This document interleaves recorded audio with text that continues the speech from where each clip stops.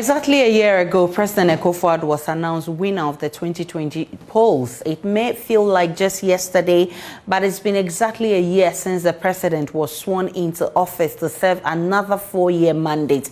He beat John Mahama by a margin of about 500,000 votes, securing a total of 6,730,413, representing 51.295%. But a year on, an election petition, a series of demonstrations, labor agitations, and increasing cost of living, the jury is out on whether President Akufo-Addo and his government have lived up to expectation. We'll be hearing the verdict of a political scientist. First, though, listen to what some of you have been telling us. The first term was better, but I believe the COVID-19 affected his second term. So, things are not moving on well as it should have been.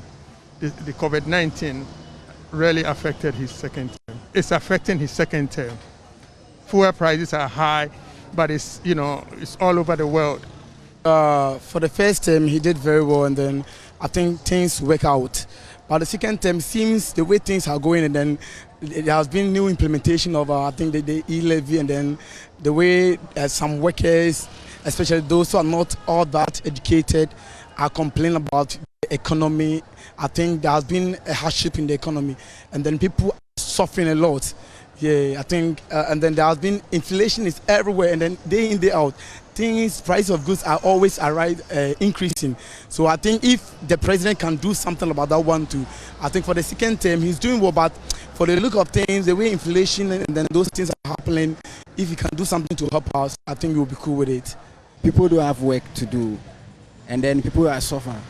So what I'm suspecting for the president what he will do, he said, people need work. So people, they are make criminal things. So if they like work day, and then I think say people no go do that. So what I'm begging the president to say, now people need work. First term is a little better. None of them is okay, but the first term is better. Second term, not encouraging at all. It's been challenging. It hasn't been encouraging. The governance, the management, the economy, we are all reading and we are all seeing stuffs. So we hope that he does well. By the time he leaves his office or by the time his term ends, he proves something right.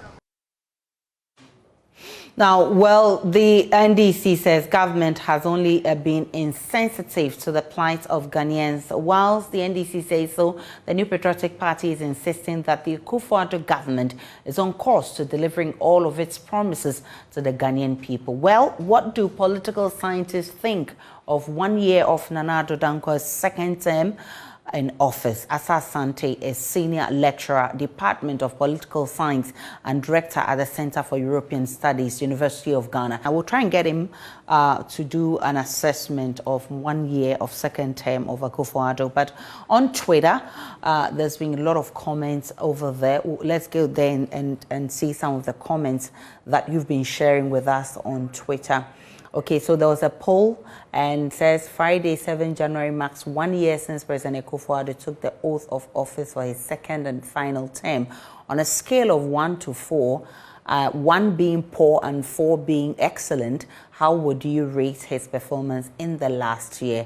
And this was the poll. So 1 had 66.2%, 2 had 16.7%, 3 had 8.9%, and 4, which is excellent, 8.2%.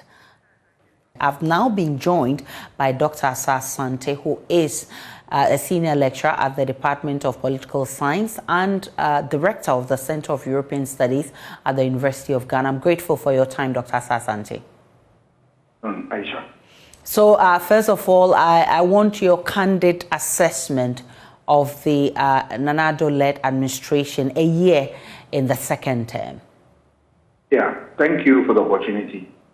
I must say that, yes, even though we are looking at a 4-year cycle, from this discussion, we just want to find out what the government has done or achieved within this 1 year. I will look at it from a number of perspectives.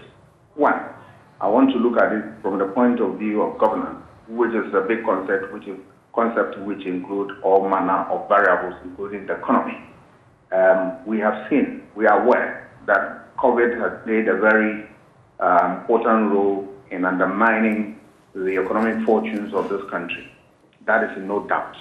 And countries all over the world are struggling very hard to get themselves above port. However, we have seen that gradually the economic governance of this country is becoming a difficulty for the government due to a lot of pressures and a lot of factors such as waste that has characterized a lot of things that we do in this country, pushing the government into a very tight corner.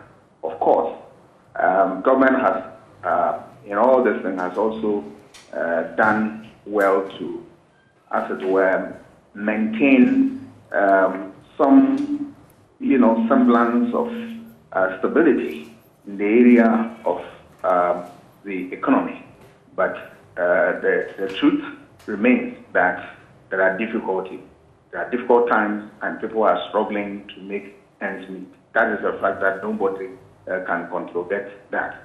We have also, if you look at it from the point of view of development, I'm talking about infrastructure development. We were promised that we are going to have a year of roads and all that. Let us remember that infrastructure has been a bane for this country. And why that has been consistent is because we have not paid attention as government dealing with this issue head on. What is more is that citizens have also lost their power to hold politicians to account in handling these things to the appreciable levels that we expect from them. Why am I saying that? Government that we have had in this Fourth Republic, including this particular government, will always promise us that, yes, we're going to do infrastructure development and all that. We see that. Take issue of road, for instance.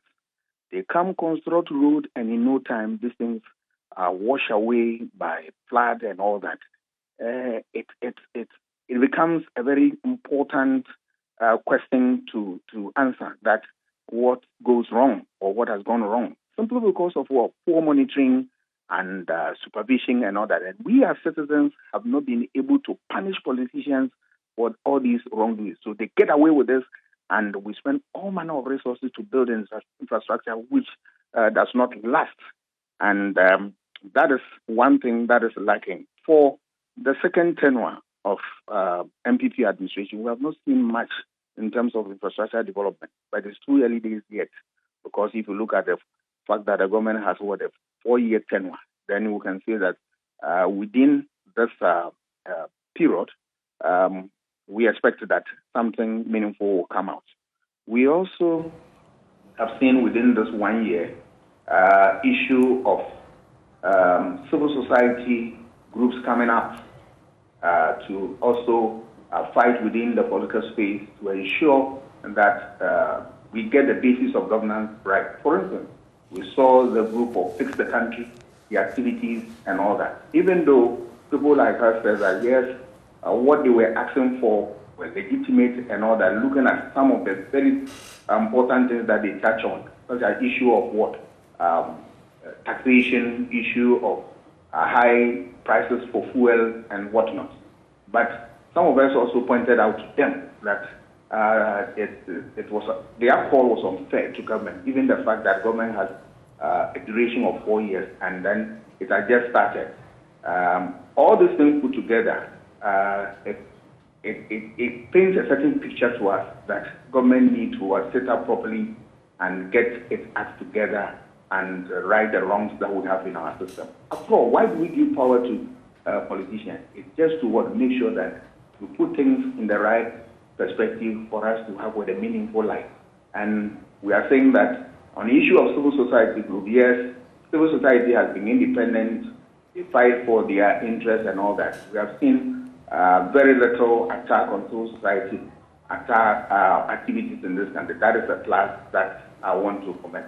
Issue of security, yes, the security people, in spite of what resource constraints and all that, they've been able to work fairly to protect you and I, for us to have what a safe country to live in. But of course, there are little aberrations that we have also seen that are also worrying. And I'm sure that going forward, they have taken political notice of all these things and they want to right the wrongs. But I must say that they have, from security perspective, we have seen some meaningful stability that exists in the country. On the issue of unemployment, this has been an albatross around the neck of government, in spite of government numerous programs such as planting for food and jobs and what have you. But we are still having large army of young youth, young people on the streets who have qualifications have no employment. And this is a worrying development.